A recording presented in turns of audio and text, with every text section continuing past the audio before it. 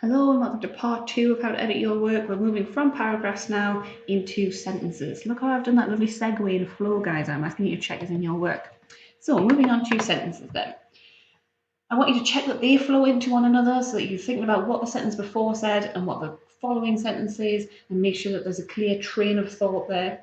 I want you to check that they make sense, and most often the reason that a sentence would not make sense is that a student has forgotten to put a subject in it. So have you told me who or what you're actually alluding to? Check that they aren't too long and that we're not going to end up like this poor lady here with our inhalers because we've run out of breath. Again, if you read this out loud, it will really help. And check that they clearly link to your question or to your argument. Okay, so again, be brutal. Do you need to put the words of the question in that sentence? Sentences are usually the easier one to check because you can see how long it is just by how many lines it takes on the page. Honestly, punctuation is your best friend, and probably full stops, guys. It's very rarely just a comma that's going to fix it. It's normally a full stop. I would say, generally speaking, if your sentence is getting beyond 3 lines, you probably need to take a look at it. Not always, but probably.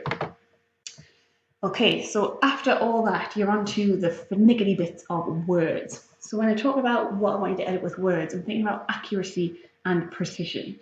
And early definitions in your introduction will help with this. So for example, if you are debating something on the tragedy paper, then you will have to define your key terms in your introduction. So what you understand by the words in the question. It also means that you're not kind of flicking about and trying to use synonyms to sound clever, but you're literally just saying what you mean. There is nothing wrong with saying what you mean and sounding like you would say it verbally on the page, because it's much, much better to be clear and accurate than it is to sound pretentious with a great vocabulary but slightly miss the meaning. It's so, so important that the meaning is right. And if you're not sure, or if you're using a synonym that you've never used before and you're not quite sure that in that context it means exactly what you say, go for the simple word. You will never ever be marked down for using a simple but clear word. Part of that clarity comes also with consistency. So often what I'm telling students to do in my feedback is to keep using the words from the question. And I know that sometimes you feel like you're repeating yourself and that you're getting quite boring, but your examiner is going to read so many essays and they really need to be able to follow your line of argument without too much mental taxation, frankly. Like, they're going to mark countless essays on a night time after teaching all day at school. They're going to be knackered. You need to make it easy for them. So just keep using that word. If that's the word you mean, use it all the way through. And that's going to help with that coherent argument that the mark scheme so rewards. You also need to be brutal with being brief. Okay, so in terms of words, only use them if you need them. Don't put in flowery language to try and make yourself sound clever, to try and make your sentences a bit longer, to try and beef up the word count. It's not going to help. So words that you don't need are often referred to as weasel words, and they come in kind of 4 guises. So we have numerical vagueness. So many people say, but you could actually just tell us who. If you've got somebody in mind, if it's Arthur Miller who's talking about tragedy, just say Miller and cut out those words. Passive voice often gives rise to more words than we need. So it's often said, or many people are debating, again, just tell us who. You don't need to distance yourself from that. Even if it's just you can just put, I think, I argue, I posit, and claim it. It's your idea. You should get the credit for it. Use of adverbs, again, not really necessary. So words like probably, might, perhaps, that kind of thing, you could probably do without. And then tautologies. So an example might be poor beggar. Well, yes, a beggar is going to be poor. You're absolutely right. It's like saying a big giant. A giant is by definition big. So look out for those in your own work. This little picture here gives you some common ones that you can read out of your essay. And here we are on the micro, the tiniest level, which is just to do with your Spag. So this is really kind of proofreading for accuracy and precision rather than for content. So of course, if you have written something on a computer, you can spell check it. If you have not, you should still definitely be checking your spellings.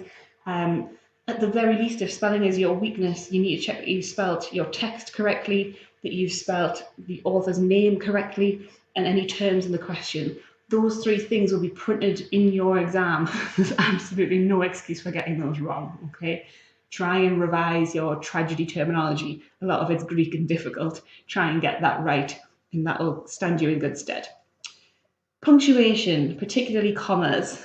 I find that students overuse commas more often than they underuse them. So like I was saying before, if your sentence is long, it probably just needs to be 2 sentences with a full stop somewhere.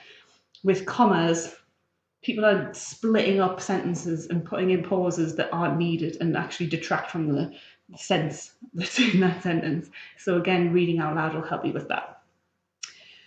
Being consistent. So I suppose an example might be parentheses. If you start using brackets and then you suddenly, I don't know, slide into using dashes, that might be a cause for concern. But more so if you are doing an NEA and you're referencing kind of slips between different modes, that's quite distracting as well. So consistency. Don't go from calling Toni Morrison Tony to Morrison, or don't go from using a critic's full name to just using a critic's surname if it's a different person. Just be kind of cohesive across the board so you're doing the same kind of consistent formatting. And finally, you're going to have to look out for typos that a spell check would not raise. So things like using the word form when you meant from, that kind of thing. When it comes to finding typos, often the easiest way to do that, so that you're not in the kind of flow of content and meaning, is to read backwards. So not necessarily words backwards, but sentences backwards. So start from the end of your essay and read each sentence all the way back to the beginning. That can often help you like find words that maybe are unnecessary and maybe aren't actually what you meant in the original. So your next steps then, as I've said, hopefully as you've been watching this, you've been making notes. I would draw up a list of questions that you want to check with yourself when you finish an essay that you've done it correctly, or maybe a step-by-step flow chart or something you can check off. Something you could, like if it was on a computer, you could print it out and literally tick it off. I love that. And I always add things I've already done so that I can give myself a sense of productivity of having achieved something. So a checklist where you can, tick things off and, make the first few ones really easy. Find time to read. Brilliant. Give yourself a tick. You're already hitting the ground running. You might also find these two YouTube tutorials quite interesting, quite relevant to the editing process. So the first one is advice on perfecting an essay. It's particularly geared towards the NEA, but this is what I sent to my class when they'd finished their complete drafts and they were just really kind of fine-tuning. And then there's me talking through how to do that with a model essay from somebody in my class. So I've got the essay open in front of me and I'm walking you through the steps that we went through with that essay. So they are hyperlinked in here. So if you've got the time, I would recommend having a look at that if you're not quite sure on how to edit. But you'll be wonderful. This will serve you well, not only in English, but in all of your subjects and beyond. So very best of luck.